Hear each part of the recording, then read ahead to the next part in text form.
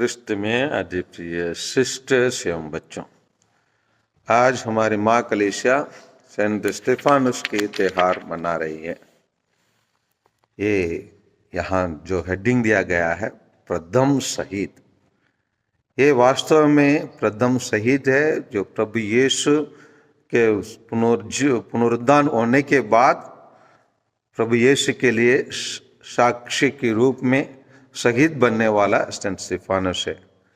जैसे हम मिसा के शुरुआत में देखे थे, कल तो हम लोग क्रिसमस मनाए, खुशी का दिन है, तुरंत कलीसिया क्यों एक शहीद को याद करती है जो तो दुख का कारण है, क्यों याद करती है? तो हाँ, उसके लिए हमें उत्तर आज के सुसमाचार से ही और सेंट स्टेफानस के जीवन से मिल जाता है। क्योंकि कलीसिया ये बताना चाहती है कि हर एक ईसाई किस प्रकार उसके शिष्य और उसका अन्याय होना चाहिए, उसी को स्थापित करने के लिए कलीसिया, क्योंकि 365 दिन तो है कलीसिया के पास, वो 365 दिन में कैसे प्रतिदिन को हमको निभाना है, प्रभु यीशु के शिष्य के रूप में हम अपने जीवन को बिताना है, उसी के लिए कलीसिया हमें तैयार करती है। केवल खुशियों का त्योहार रख के कलीसिया ये नहीं बताना चाहती है कि हमारा जीवन केवल खुशी का जीवन है। नहीं, हमारा जीवन खुशी का जीवन भी है और क्या का जीवन भी है, दुख भरा जीवन भी है।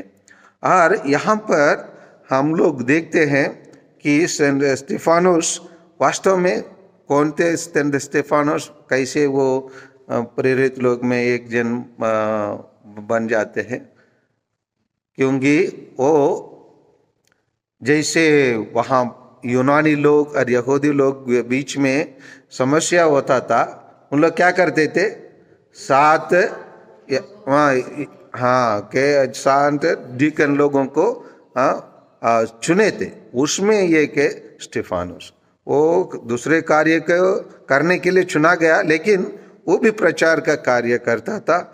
और यहाँ पर बताया जाता है अध्याय 6-8 के अनुसार प्रेरित चरित्र में, स्टेफानस अनुग्रह तथा सामर्थ्य से परिपूर्ण होकर जनता के सामने बहुत से चमत्कार तथा चिन्ह दिखाता था। वो एकदम परिपूर्ण आत्मा से भरा हुआ था, प्रेरित होकर, क्योंकि वह आत्मा से प्रेरित होकर बोलता था, यहाँ बताया जाता है।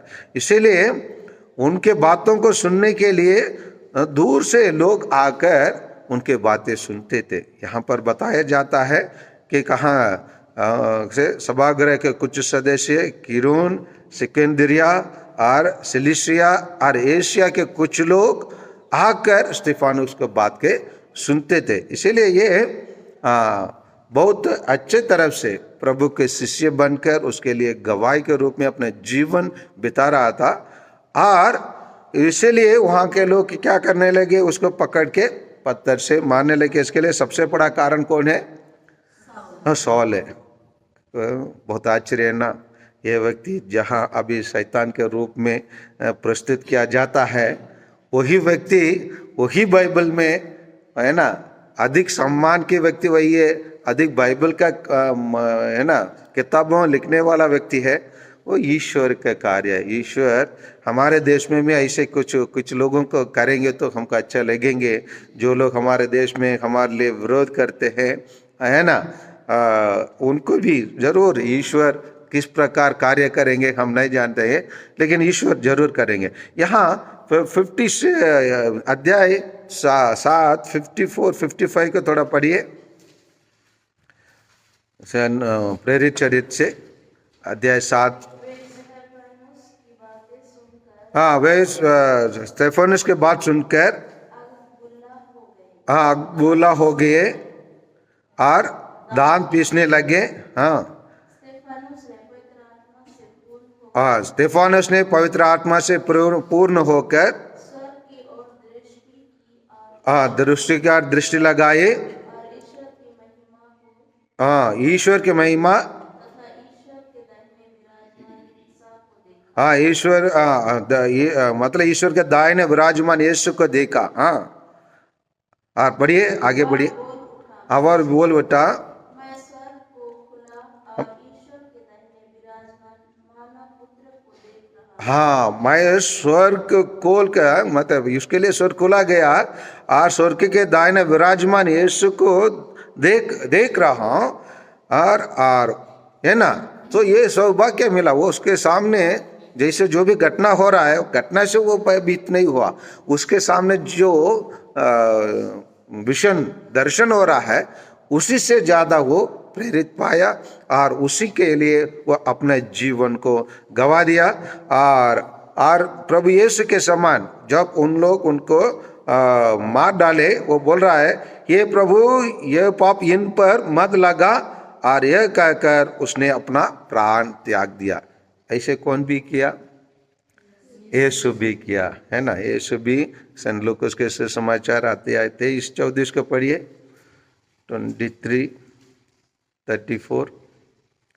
सेंट लूकास के सुसमाचार में प्रभु यीशु यही बातों कहकर और अपना प्राण अर्पित किया। 23-34। हाँ ईसा ने कहा हाँ पिता इन्हें क्षमा कर क्योंकि ये नहीं जानते ये क्या कर रहे हैं, है ना। इसी प्रकार सेंट स्टेफानस भी प्रार्थना करके अपने जीवन उन्होंने अर्पित किया। ये सब क्यों हुआ?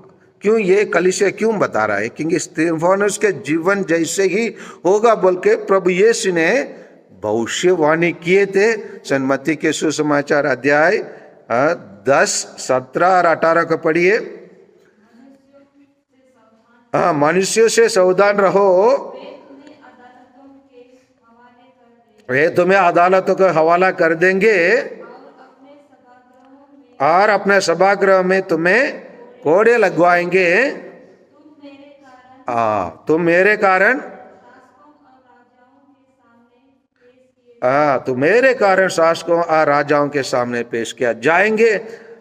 जिससे मेरे विषय में तुम्हें क्या करना पड़ेगा? उन्हें यहूदियों और गैर यहूदियों को साक्ष्य दे सके।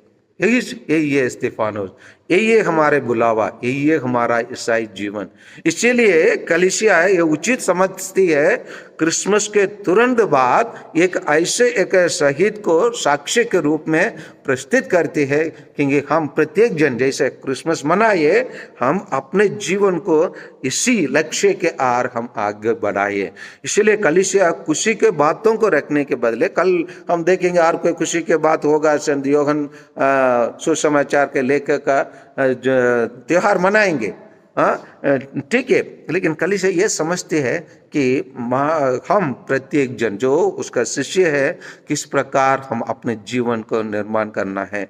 आइए हम स्टेफानोस से हम प्रेरणा पाए, क्योंकि वो एक अच्छे साक्षी के रूप में अपना जीवन बिताए। हार मारने के टाइम पर जो उनके विरोध काम किए, उनके लिए पाप के लिए प्रार्थना किए। और आज का पहला मतलब ओपनिंग प्रेयर्स में हम सुने हैं। आइए हम स्टेफानोस से सीखे, क्या सीखे? बैरियों को भी क्या करना सीखे? क्षमा करना और प्रेम करना सीखे। आइए इनसे प्रेरणा पाकर हम भी प्रभु यीशु के लिए साक्ष्य दे। आमीन।